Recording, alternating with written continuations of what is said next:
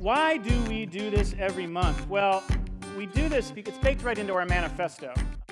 We do this because we believe that everyone is creative. We believe that when we acknowledge that creativity, when we accept it, and when we work together to sort of wield it for the greater good, then really anything is possible.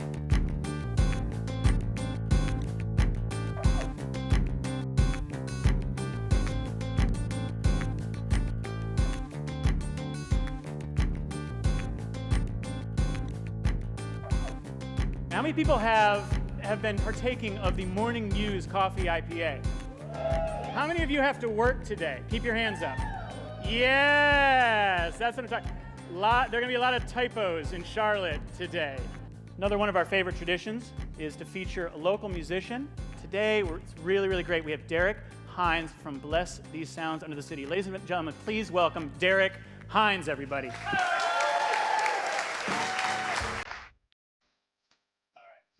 Once upon a once was, long before way back, things were so plain and mundane, you could say that.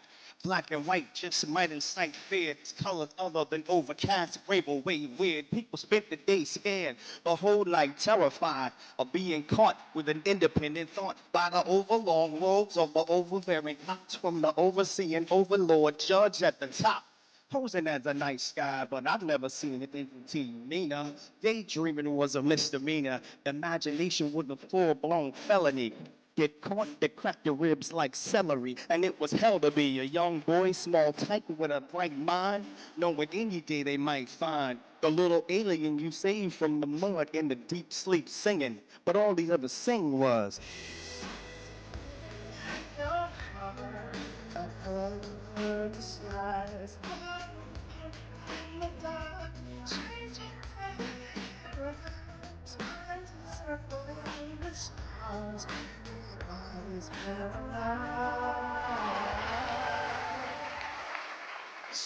So, I am not Matt Olin. It's really uncomfortable. I don't know where he went. Here he comes. Please give him the proper Queen City welcome to the great Cavini! All right, are you ready to use your amazing mental powers this morning to astound and astonish this audience? I am. A mascot, a hurricane, and the fat guy on Lost. All right, Lindsay, this one's for you. A mascot, a hurricane, and the fat guy on Lost. What do you think the question is? I have no idea. That is unlikely to be the answer. Can she steal? Oh, do we want to steal? Okay, hang on. I like this idea. Going with it. What is Hugo? Yes. Yes. Yes. Woo! Things named Hugo. Yes. Wow. Very good. Stoplights, chameleons, and Pat McCrory. Things that change their colors. Ah! Let's see. Things that change their colors. Yes!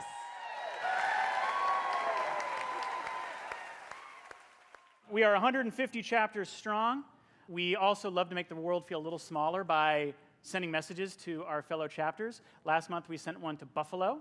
The folks over here said, "We love you guys," which was great. Well, first of all, they sent us a return message, so let's see what they had to say up in Buffalo. Ready? 1, 2, 3. Hey, Charlotte! Sweet. So, yeah, there you go. Solid. Can't argue with success there. We're going to film a quick one to Mexico City today. Buenos dias, Mexico City!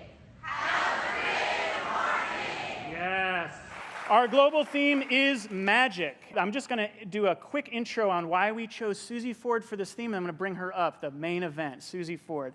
So there was a time, I have some notes here. So there was a time when brewing beer was considered magic, right? Like brewers were considered alchemists, sort of sorcerers who could transform base elements into magic, life-sustaining elixirs. And in fact, there was a time when beer was safer to drink than water, quite frankly.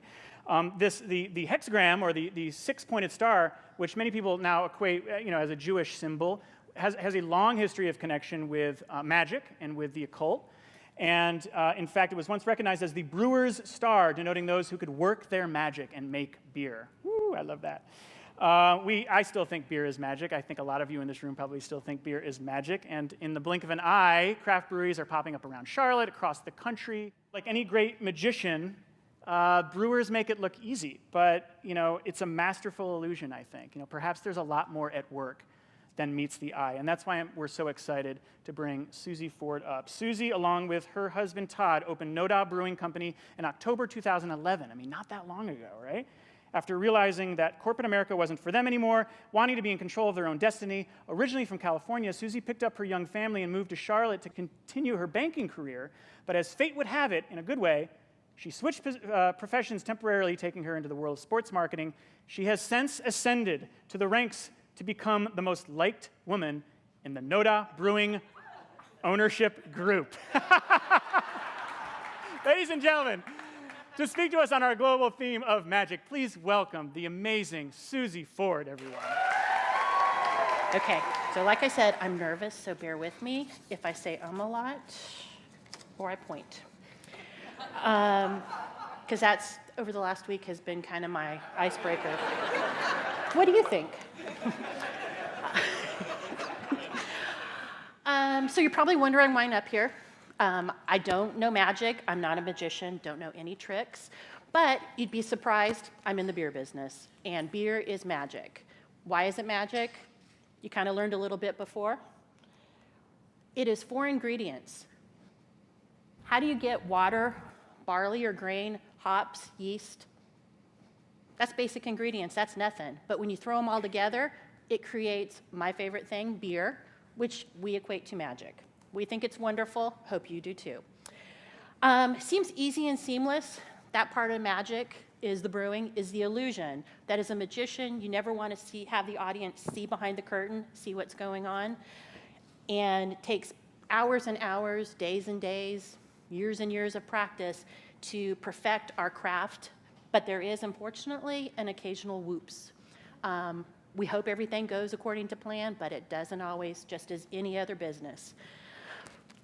We work till the wee hours of the night practicing and practicing and practicing our craft, all to make something really tricky seem real easy. We are fortunate enough, as Noda Brewing, to be very successful early on. And just like any other magician, everyone is wanting to know our secrets. Because we think we make it easy. Hopefully everyone else thinks we make it look easy too. But at the end of the day, we have beer. That's always a good thing, whether it's easy or not. Well, ladies and gentlemen, let me pull back the curtain to you today to reveal the secrets, to show you how the real magic of our brewery has become a success. Once upon a time, there was a girl in a land far, far away, California, and that girl was me. That girl was in a crossroads in her life. She had decided to take a chance and believe in herself against all odds, pick up her small family, an 8-year-old and a 4-year-old, what was I thinking, and move cross country for the next chapter in her life. Little did I know that this trip, would be something that eventually dreams are made of. Like I said, I'm Suzie Ford with my husband Todd. We started Noda Brewing almost 5 years ago. October 29th, it'll be 5 years. And in some respects, it's been yesterday, and in some respects, it seems like it was 50 years ago. Time flies when you're having fun. Before I moved here, I was living in Central California, a small city in the San Joaquin Valley, and I was going through a transition in my life, going through a divorce, craving something new, wanting and needing to rediscover myself. At the time I was in banking, going through a divorce, was 1996. Thankfully, the economy was really great. It was booming. In banking, as charlatans know, we were doing really well. Looked at different cities to move to. On the short list were Seattle, Denver, and Charlotte, all banking towns. Obviously, Charlotte won. Would love to move back to San Francisco, where I was born and raised in the Bay Area. Couldn't afford it, pretty expensive with 2 young kids. So chose Charlotte. So thankful I did for so many reasons. Love the city. Moved to Charlotte in April of 1996, 20 years ago. I don't know where the 20 years have gone. Had the opportunity to work for a sports marketing agency here in town, very small firm. got out of banking, loved sports, thought it would be fun. Little did I know that marketing experience would take me eventually where I am today, and I would learn so much. We were mostly a motorsports marketing agency. Coming from California in '96, motorsports, NASCAR was nothing. We didn't know what it was. It just drove around a track. We knew they did it out east, but that was about it. I was fortunate enough to land as the business manager for a new product that Bruton Smith with Speedway Motorsports was bringing to market called Z-Max. Some of you might have used it. Some of you might have seen the street. Some of you might have been to the dirt track. My team created that. From start to finish, we created a logo, came up with a name, did infomercials, did a website, you name it, from start to finish, and brought a very successful brand to market, which was pretty exciting. After that, I decided to get back in banking, which I did for the next 9 years. In 2003, I met my then husband, Todd, who was an airline pilot, and in 2004, we were married. Todd had been a chemistry major by education and a home brewer since the 1990s. I was a beer girl, thank heavens. He made beer, perfect, and liked beer. But I was a Yuengling drinker. And to craft beer enthusiasts, Yuengling, even though it's still independently owned, it's not Budweiser, it's not anything like that, it's still one of the big guys. But he looked the other way, married me anyways, and we began our journey. After a year or two of us being married, I came home from work one day and opened the door to this smell. And I walk in the door, go to the kitchen, and there's Todd on the stove. And I'm like, what are you making? And I could see from the look on his face, he was nervous. He was sure I was going to say, I hate this, stop, throw it out, open the windows, get air freshener. So he says, beer. And I'm like, I love it. Let's make a perfume. Let's do something. This is perfect.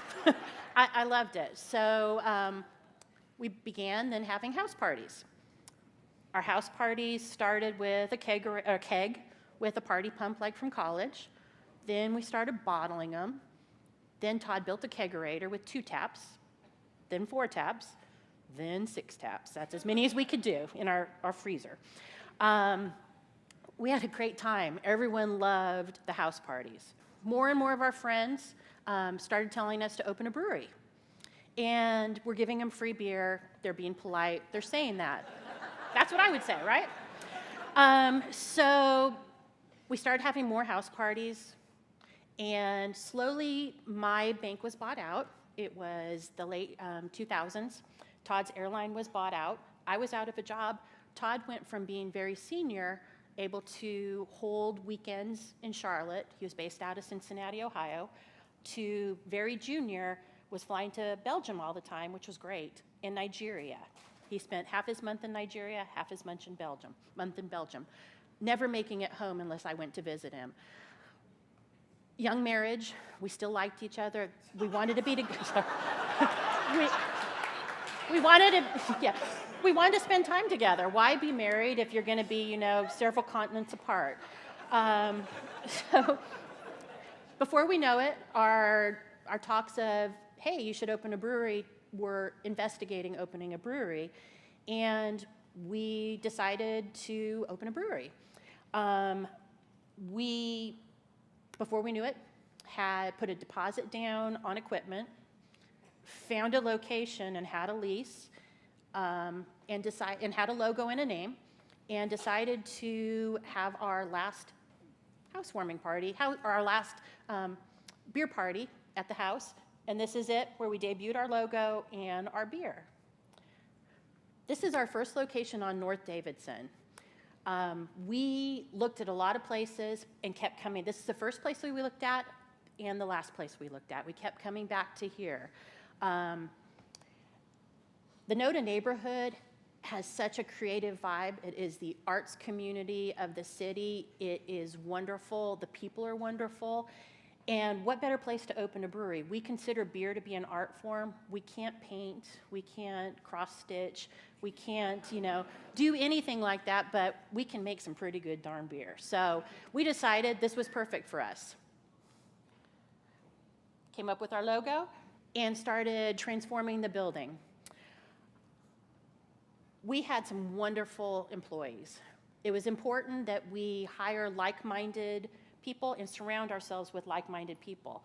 The picture in the middle is Chad, our head brewer, who would do anything and everything, because at the end of the day, digging the trench for the plumbing was getting him one step closer to brewing beer, and that was his goal, and that was our goal. It was wonderful. Everyone pitched in together, putting up the cooler, painting the walls, painting the beams, a little bit of everything. We decided early on when we were opening that we didn't want any investors. We weren't rich, so we had to get creative and make the magic happen. There's a little known provision in the 401k code that you can self-direct your 401k funds into your own business. We took advantage of that. We wanted to do it all ourselves so that we can make quick decisions, not have to go to a committee, go to a big board, and try and figure out what we were doing.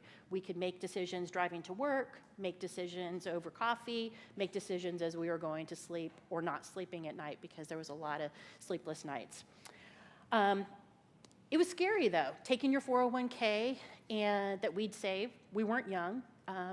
We'd never opened a brewery. We'd never opened a business. And we didn't care. That was fine with us. We really never thought about the what ifs.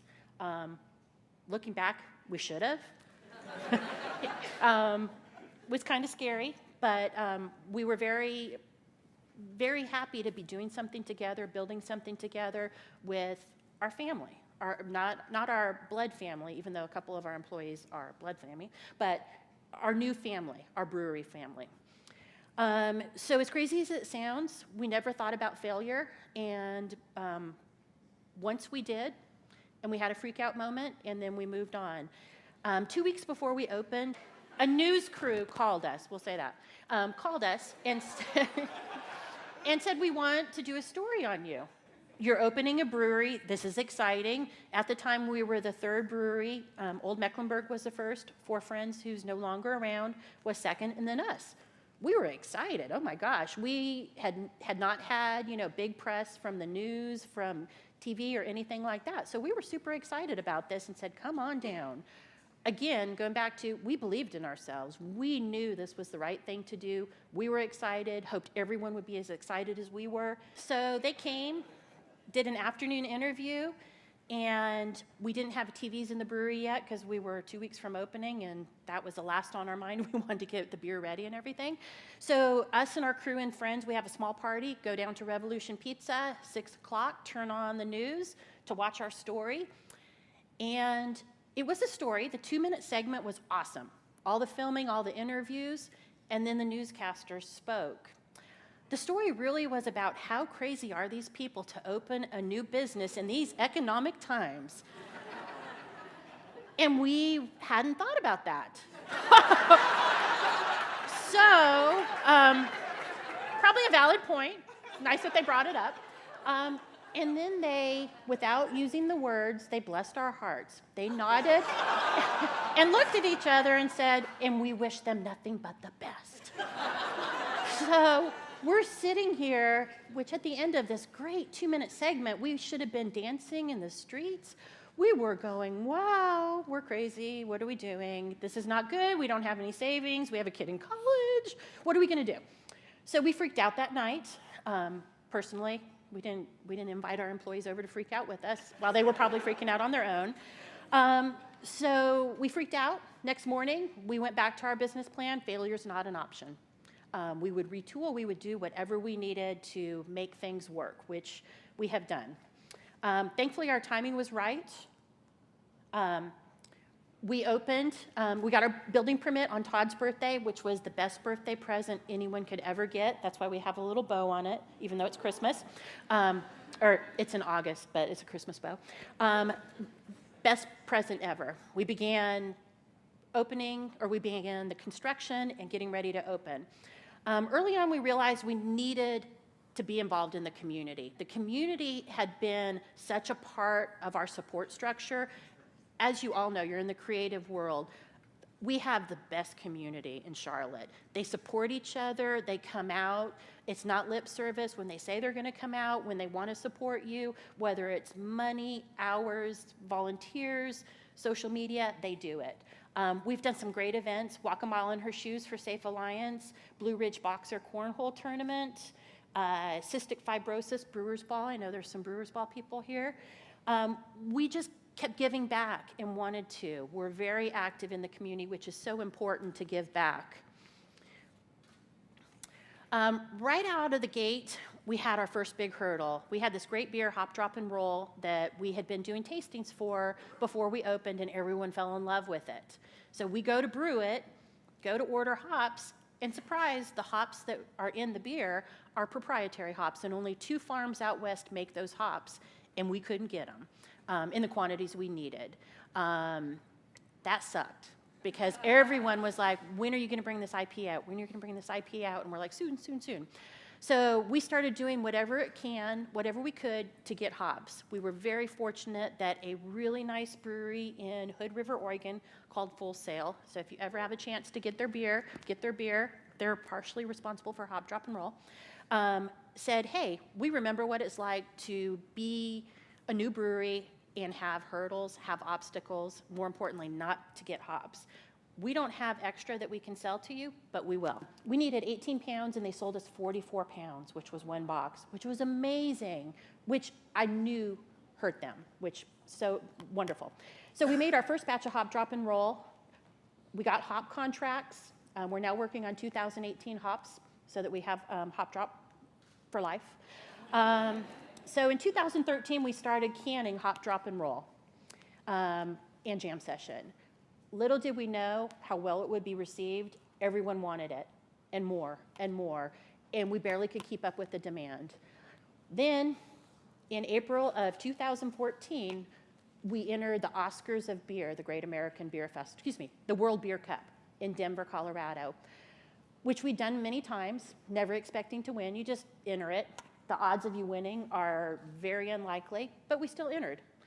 Sent as many beers as we can. We were so confident we weren't going to win that we only got 1 ticket. We sent Chad, our head brewer, and Todd, and one of our brewers, was bellied up to a bar drinking, not even watching to see who won. So the bartender comes over to Todd, who's wearing a Noda shirt, and so is Bart, and says, hey, I think you guys just won. And Todd looks down at his phone, because of course if we won, Chad would tell us, right?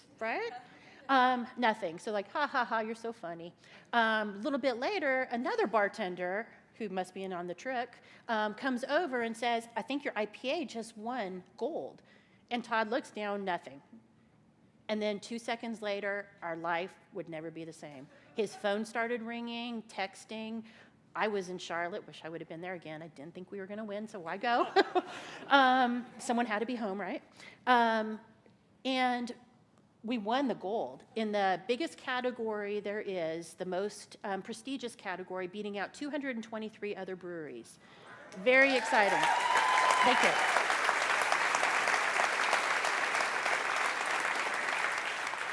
This put us on the map. Not only us, but it put Charlotte on the map. Charlotte is now a major beer destination city. So we had this great beer that had just won the medal. We're gonna brew the heck out of it, which we do, and the wave's getting bigger and bigger of more people wanting it. And then we realized we can't keep making it. There's only so many hours in the day. We now have the ingredients, but we can only brew, there's 24 hours in the day. We were starting at 4 a.m. in the morning, finishing at 10 or 11 at night. We could kill our people and have them, stay all night, but that's not what we wanted. So we quickly, after winning the medal, realized we needed something different. We needed a bigger brew house. We needed a bigger building. We started looking around, and that was our original system, which is 15 barrels. 1 barrel is 31 gallons. This is 500 gallons, which at the time we thought was huge. How would we ever need anything bigger? We did everything manually. Then we move into our new facility of October of last year. Much bigger system. We went from 15 barrels to 60 barrels brewing at one time, 500 gallons to 2,000 gallons. And the tanks on the right, where we put the beer to ferment to become beer, is 8,000 gallons. So we went from little to big quickly. We were on a new account freeze when we were on the old system. People wanting our beers, we're not be able to supply them with our beers. Harris Teeter really wanted us. We kept saying no. That hurts so badly to tell a big account like Harris Teeter, sorry, can't have our beer. They understood, but they didn't understand, and that was a problem. Most people got it, but didn't get it. But I just want one keg. I just want 10 cases. Come on, sell it to me. We didn't want to rob Peter to pay Paul. We wanted to supply the current people that we had. You can't prepare yourself for the growth that we experienced after Hop, Drop, and Roll. It was great, but it was still a huge problem not being able to supply everyone. So one way we keep our brewers creative is a new batch every Tuesday. We've never repeated since we've been open, which is almost 5 years. That's 251 batches that our brewers have made different. We're not repeating, we're keeping it going. That's how we create the magic alive and the creative spirit alive, by doing that. Early on, we did have some stumbles, like I alluded to earlier, where we had to dump batches. Thankfully, it was only a couple, but it still hurts your heart, hurts your pocketbook.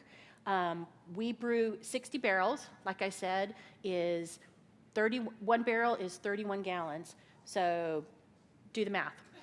2,000. One barrel of ingredients is $500. So 500 times 60 is a lot of money if you have to pour it down the drain. Even worse, it takes 2 weeks, sometimes longer, to brew a beer. So if you have to dump one, it's not like, oh, cool, let's just, crank up this next one and turn it out. It's a long, long process. So that was very frustrating. Now that we have the new system, we don't have to worry about that, which is nice. We have become creative with our art as well. The logos and images on the right are our old school art. Once we got the cans, we stepped up our art design a little bit more with some creative cans. Again, another important thing is keeping the magic alive with your art, with your names, a little bit of everything, and hiring a great design team. Beer is booming in North Carolina. Picture on the left is all the current breweries. You can't really see it, but there's a lot of them that are popping up every day. We talked to a lady in the grocery store a couple months ago that stopped us and said, I'm opening a brewery. And we're like, oh, congratulations. She said, right down the street from you. How we never heard about her is beyond me. This past Monday, there was an article in Charlotte 5 or Charlotte Agenda talking about a new brewery that we'd never heard of either. So it's going crazy. The picture on the right is I'm not going to get political on you. We are limited to our growth. We can grow up to 25, we can self-distribute up to 25,000 barrels. Again, one barrel is 31 gallons. And then we have to turn our business over to a middleman, which we don't want to do. If you want more information about that, let me know. So to me, owning a business is magic. Being able to create with someone you love, with your family, with your employees, that's magic. Starting from nothing, starting from water, and then having the beer that you have is the magic. I hope you guys are enjoying this. Owning your own business and brewing beer is never a dull moment. There you have it, magic. I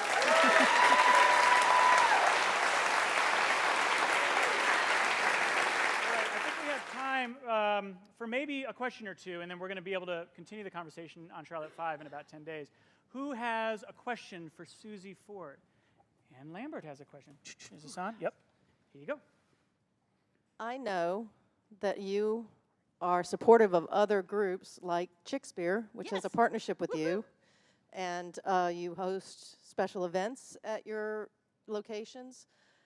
How do you keep all of that straight? How do you put Google Calendar. there's two locations, there's all the parking, how does it happen? It's not easy. Again, I hope we make it look easy. It's not easy. I have a great, great, great crew that I work with. It's not me. It's everyone else. Just keeping it balanced, making sure that the events are always fun events. We don't ever want to get too serious with the events, too political, anything like that. We want to support the community. We do Shakespeare, and in September, a little plug, we're having Shakespeare in the Park, Inglot, which is going to be a blast. And Shakespeare is an all-woman female troupe that does Shakespeare. Caroline Renfro is in the show. See her after. She can tell you about it. It's going to be wonderful. Just, again, surrounding yourself with wonderful people and really thinking about our mission to support everyone, not get tunnel vision of we need to just do this is the best, this is you just have to keep spreading yourself, not only with the charities and the events, but who you're in contact with. Awesome. One more question for today. Who's got a question for Suzie? Oh, in the back. First of all, thank you very much for your presentation and for sharing your story with coming. us. How did you arrive at a place where you understood that the design that goes on the packages was an important part of the customer experience? We did not really realize that, as sad as it may sound, until we developed our cans. We really then started looking at who was going to have our cans. Prior to that, we just had tap handle art. We just had the tap handle. So if you happen to be ordering a beer in a restaurant and sitting out at your table, you would never see the tap handle. You wouldn't put two and two together. So when we started our cans, we started realizing how important design and the right design team was, because these cans were going to be hopefully everywhere. That was our goal. In the grocery stores, in bars, restaurants, at tailgates, at the pool, at a cookout. So we were a walking billboard. And at that point, we realized that beer was number one, had to be the best beer possible, but number two was the package that it was going in, so that you saw the hop, drop, and roll can, you remembered. You saw Lady Jam, you remembered exactly what that was. Might not remember the beer's name, but you know what it looks like. Ladies and gentlemen, Suzie Ford, one more time. Thank you so much. Thank you.